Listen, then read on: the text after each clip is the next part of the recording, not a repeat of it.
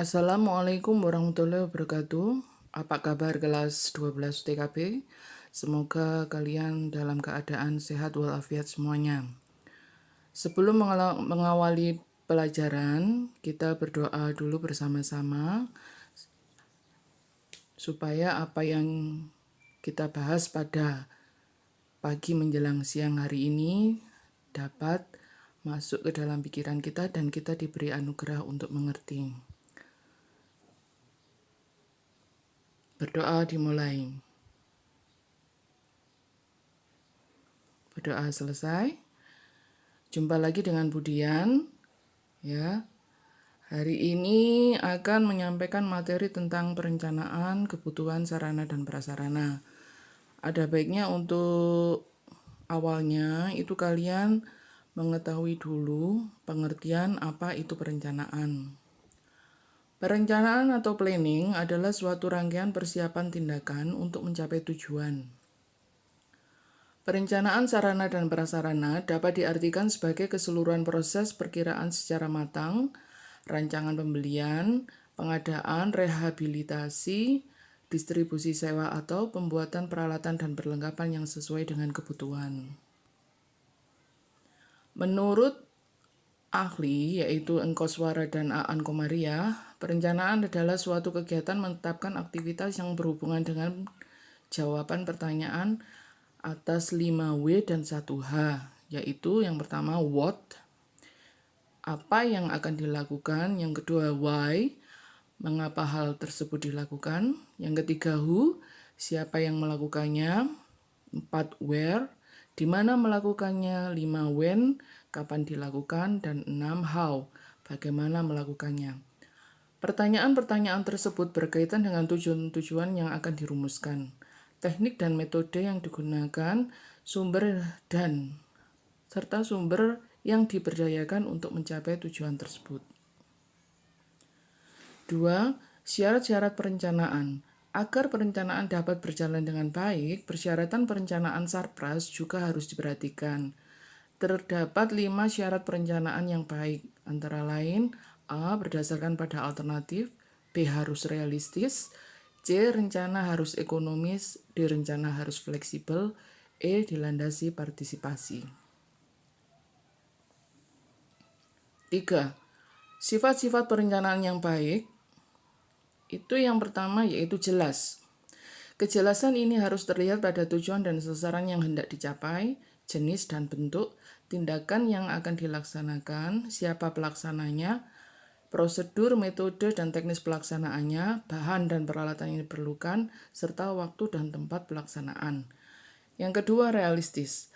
Realistis berdasarkan rumusan tujuan, jenis dan bentuk kegiatan, prosedur, metode, dan teknis pelaksanaan, dan sumber daya manusia yang akan melaksanakan kegiatan tersebut. Yang ketiga, terpadu, yaitu harus memiliki unsur-unsur yang baik dan tata urut yang teratur. 4. Manfaat perencanaan. Adapun manfaat dari perencanaan antara lain A. Standar pelaksanaan dan pengawasan, B. Pemilihan sebagai alternatif yang terbaik, C. Penyusunan skala prioritas baik sasaran maupun kegiatan, D. Menghemat pemanfaatan sumber daya organisasi, E. Membantu manajer menyesuaikan diri dengan perubahan lingkungan, F. Alat memudahkan dalam koordinasi dengan pihak terkait, G. Alat meminimalkan pekerjaan yang tidak pasti. 5. Hal-hal yang diperhatikan dalam penyusunan perencanaan. A. Gunakan prosedur pengelolaan rencana sarana dan prasarana. B. Tentukan jenis, kuantitas, dan kualitas sarana dan prasarana yang dibutuhkan. C. Sesuaikan antara kebutuhan sarana dan prasarana dengan biaya yang tersedia. D. Sediakan dan gunakan sarana dan prasarana dalam kegiatan operasional. E. Penyimpanan dan pemeliharaan sarana dan prasarana. F. Kumpulkan dan kelola data sarana dan prasarana. G. Penghapusan sarana dan prasarana sesuai dengan prosedur yang berlaku.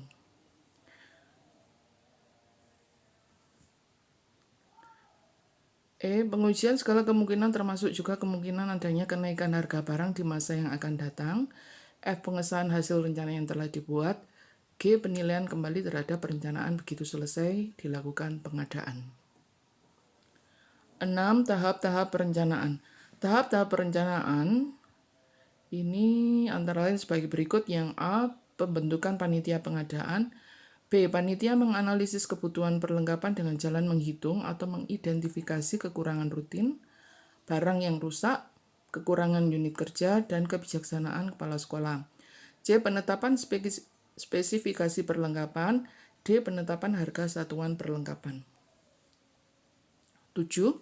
Prosedur perencanaan. Adapun prosedur atau langkah-langkah dalam mengadakan perencanaan adalah sebagai berikut. A. Menganalisis kebutuhan dan fungsi sarana dan prasarana. B. Mengklasifikasi sarana dan prasarana yang dibutuhkan. C. Membuat proposal pengadaan sarana dan prasarana. D. Bila disetujui, maka akan ditinjau dan dinilai kelayakannya untuk mendapatkan persetujuan dari pihak yang dituju. E. Setelah dikunjungi dan disetujui, maka sarana dan prasarana akan dikirim ke organisasi atau bagian yang mengajukan permohonan pengadaan dan pengadaan sarana dan prasarana tersebut. 8. Pedoman dalam perencanaan. Pedoman-pedoman dalam perencanaan Sarpras. Perencanaan strategis dimulai dengan analisis komprehensif terhadap situasi logistik. Manajer menentukan perubahan-perubahan apa, jika ada, yang perlu dilakukan dalam sistem operating logistik yang sekarang dan struktur fasilitasnya. Proses menilai kebutuhan dan kebaikan dari perubahan ini dinamakan feasibility assessment atau penilaian kemungkinan. Adapun pedoman-pedoman yang digunakan dalam perencanaan sarana dan prasarana adalah sebagai berikut. A. Analisis situasi. B. Peninjauan internal. C. Penilaian kompetitif. D. Penilaian teknologi pengembangan logika penunjang. Dan E. Taksiran biaya hasil. 9. Jenis-jenis analisis kebutuhan. Jenis-jenis analisis kebutuhan perencanaan dapat dikategorikan menjadi 5 jenis rencana, yaitu A. Rencana berdasarkan horizon waktu. Rencana berdasarkan horizon waktu terbagi dalam 3 jenis, yaitu rencana jangka pendek, rencana jangka menengah, dan rencana jangka panjang. B. Rencana berdasarkan subjeknya. Rencana berdasarkan subjeknya terbagi menjadi 4 jenis, yaitu rencana produksi, rencana pemasaran, rencana finansial, dan rencana tenaga kerja. C.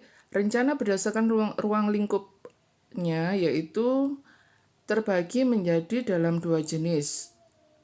Yang pertama rencana strategis dan rencana operasional. D. Rencana berdasarkan penggunaannya terbagi dalam 2 jenis juga, yaitu standing plan dan single use plan. E. Rencana menurut unit organisasi terbagi dalam 4 jenis, yaitu rencana perusahaan, rencana divisi, rencana departemen, dan rencana proyek. 10.